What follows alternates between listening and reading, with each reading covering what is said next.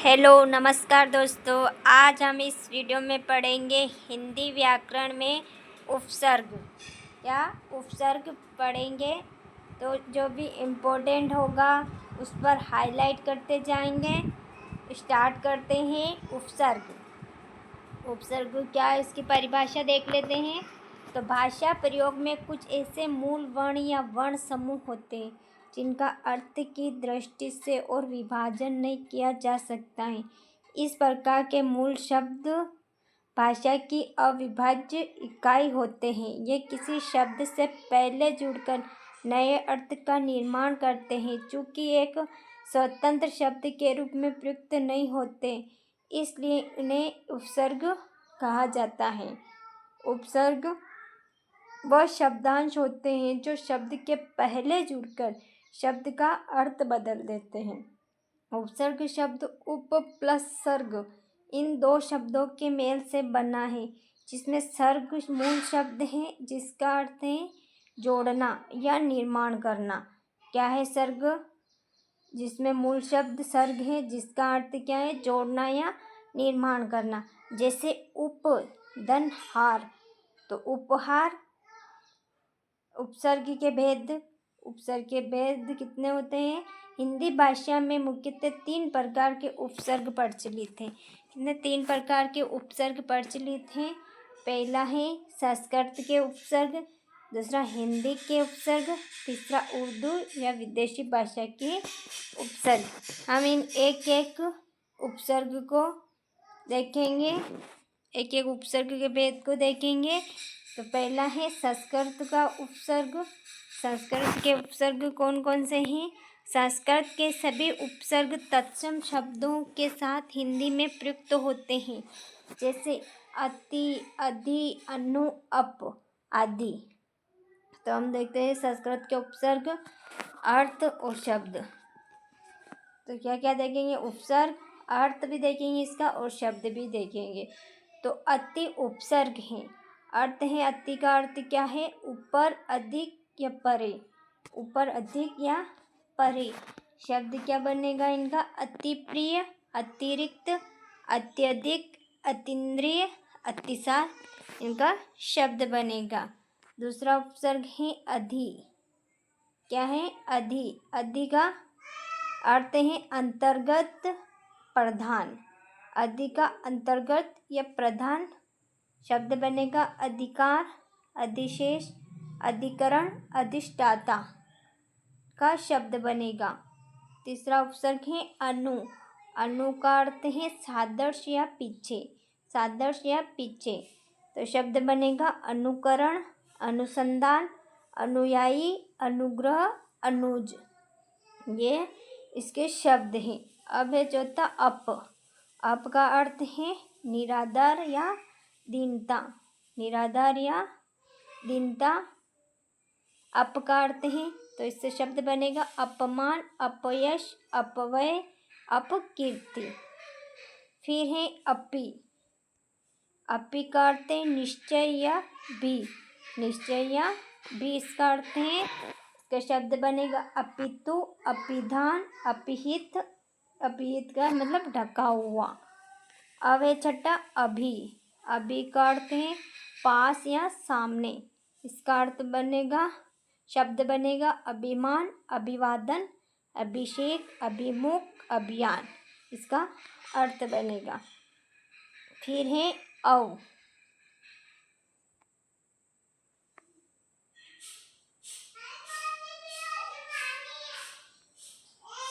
सातवां क्या है? अव। अव का अर्थ है अनादर या हीनता, अनादर या हीनता। इसका शब्द बनेगा इसका अवगुण, अवहेलना, अवनति, अवसाद, अवगान। इसका शब्द बनेगा। फिर है आठवां आ। आ का अर्थ है पूर्ण विपरीत या सीमा, पूर्ण विपरीत या सीमा। जिसका शब्द बनेगा आदेश, आहार, आगमन, आजन्म, आजना, आगमन, आभार। फिर नवा है उद्द। उद्द का अर्थ है उच्चता, ऊपर या श्रेष्ठ। जिसका शब्द बनेगा उद्गार, उत्सर्ग, उत्साह, उद्गार, उत्थान, उद्यम, इसका शब्द बनेगा। फिर है 10वां अप। अप का अर्थ है समीपता, सहायता, गुण, जिसका शब्द बनेगा उपहार, उप है। उप का अर्थ है समीपता, सहायता, गुण, जिसका शब्द बनेगा उपहार, उपवास, उपदेश। फिर है 11वां दूर, दोष, जिसका अर्थ है निंदा, कठिनाई, बुरा, निंदा, कठिनाई, बुरा, इसका शब्द बनेगा दुर्गुण, दुराचार, दुस्साहस, दुर्जन, दुष्कर्म, दुष्चरित। फिर है 12वां निउपसर्ग, जिसका अर्थ है निषेध या अधिकता, जिसका शब्द बनेगा निवारण, निषेध, निलय। 13वां है निस, जिसका अर्थ है निषेध रहित, बिना, इसका शब्द बनेगा निर्बल, निरपराध, निर्भय, निश्चल, निष्काम, निस्तेज। फिर है 14वां प्रउपसर्ग, जिसका अर्थ है अधिक, आगे, ऊपर, जिसका शब्द बनेगा प्रहार, प्रबल, प्रयोग। फिर है 15वां प्रति का अर्थ है समानता, प्रत्येक, जिसका शब्द है प्रतिवर्ष, प्रतिवाद, प्रतिध्वनि। फिर है परा का अर्थ है विपरीत, उल्टा या पीछे, जिसका शब्द बनेगा पराजय, पराधीन, पराकाष्ठा। परिउपसर्ग का अर्थ है चारों ओर, शब्द बनेगा परिवर्तन, परिक्रमा, पर्यावरण। फिर है 8वां सम का अर्थ है पूर्णता, सुंदर, जिसका शब्द बनेगा संयोग, सम्मान, संसार। फिर है 19वां सु का अर्थ है शुभ, अच्छा, सहज, जिसका शब्द बनेगा सुयोग, सुलभ, सुलभ, सुगम। फिर है उपसर्ग, जिसका अर्थ है विशेष, अभाव, जिसका शब्द बनेगा विदेश, विहीन, विभाग। 21 है स्व। 21वां क्या उपसर्ग है स्व, जिसका अर्थ है अपना, निजी, इसका शब्द बनेगा स्वतंत्र, स्वदेश, स्वार्थ। तो इस प्रकार हमने संस्कृत के किस उपसर्ग देखे हैं। संस्कृत व्याकरण ग्रंथों में उद उपसर्ग ही है, जबकि हिंदी में उत का भी प्रयोग होता है। क्या है, संस्कृत में उद उपसर्ग है, लेकिन जबकि हिंदी में उत उपसर्ग का भी प्रयोग होता है। अब हम हिंदी के उपसर्ग देखेंगे। हिंदी के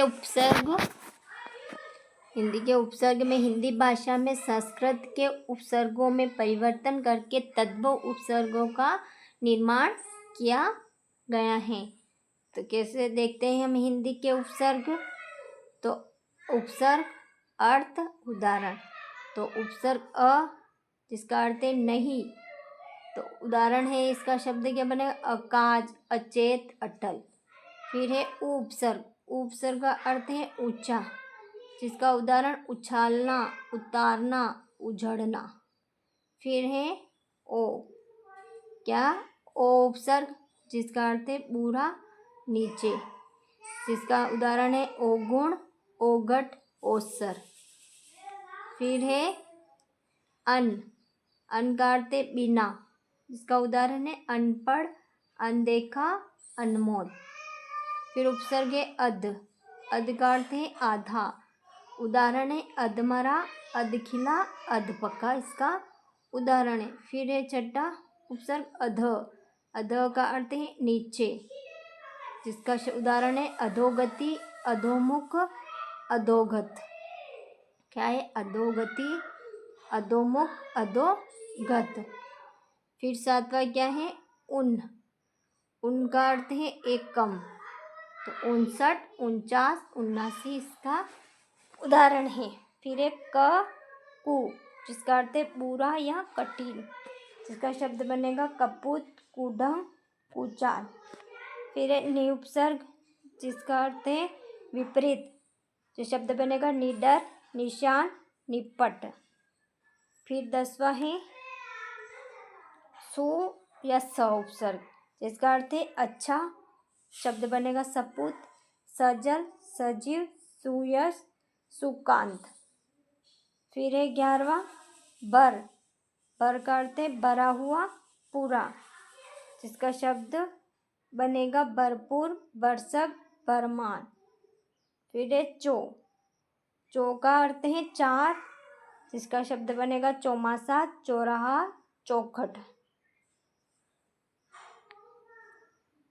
अगला उपसर्ग 13वां, हिंदी में 13वां उपसर्ग हिंदी का ती। क्या है? ती, जिसका अर्थ है तीन। जो उदाहरण के तिरंगा, तिपाही, तिमाही इसके उदाहरण है। फिर है 14वां दो उपसर्ग। दो का अर्थ है दो, जिसका शब्द बनेगा दुनाली, दुरंगा, दुमुहो, दुमुहा। फिर 15वां है पर। पर का अर्थ है दूसरा, जिसका शब्द बनेगा परहित, परसुख, प्रकाश। फिर है 16 बिन। बिन का अर्थ है निषेध, अभाव, जिसका शब्द बनेगा बिन देखा, बिन खाया, बिन ब्याह। फिर 17वां है चीर। चीर का अर्थ है सदैव, जिसका शब्द बनेगा चिरकाल, चिरंजीवी, चिर परिचित। 18वां है बहु, जिसका अर्थ है ज़्यादा या अधिक, जिसका शब्द बनेगा बहुमूल्य, बहुमत, बहुवचन। फिर है सह। 19वां क्या है? सह, जिसका अर्थ है साथ, शब्द बनेगा सहचर, सहगामी, सहयोग। फिर 20वां है स्व, जिसका अर्थ अपना, उदाहरण इसका स्वदेश, स्वराज, स्वभाव, स्वभाव इसका उदाहरण है। तो हमने ये हिंदी के उपसर्ग देखे हैं।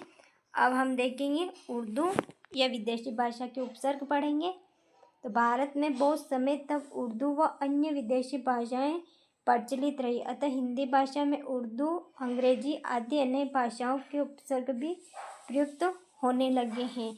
तो उपसर्ग देखेंगे उर्दू विदेशी भाषा का। उपसर्ग है अल, जिसका अर्थ है निश्चित। क्या है? निश्चित। उदाहरण इसका अलविदा, अलबेला, अलमस्त। फिर है ना उपसर्ग, जिसका अर्थ है रहित। इसका अर्थ है नालायक, शब्द है नालायक, नापसंद, नापाक। फिर एन उपसर्ग, जिसका अर्थ है ठीक। उदाहरण देखेंगे एन वक्त, एन इनायत, एन मौका, इसके उदाहरण है। फिर है ला उपसर्ग, जिसका अर्थ है बिना, शब्द है लाचार, लाजवाब, लापता। फिर बद उपसर्ग, इसका अर्थ है रहित, बुरा, शब्द बनेगा बदनाम, बदजात, बदतमीज। फिर है बा उपसर्ग। क्या है? छठा बा उपसर्ग, जिसका अर्थ है अनुसार या साथ, जिसका शब्द बनेगा बाकायदा, बाअदब, बाइज्जत। फिर है गैर। गैर का अर्थ है रहित या भिन्न। फिर उदाहरण है इसका गैर हाजिर, गैर कानूनी, गैर मुल्क। फिर है खुश। खुश का अर्थ है अच्छा, जिसका शब्द बनेगा खुशमिजाज, खुशकिस्मत, खुशखबरी। फिर कम उपसर्ग, जिसका अर्थ है थोड़ा, उदाहरण कमज़ोर, कमसीन, कमअक्ल। फिर उपसर्ग हम का बने अर्थ है साथ। फिर उसका उदाहरण है हमदम, हमसफ़र, हमराह।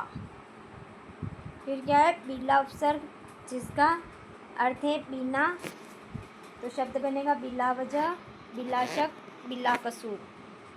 फिर है बे उपसर्ग, जिसका अर्थ है अभाव, जिसका शब्द बनेगा बेचारा, बेहद, बेचैन।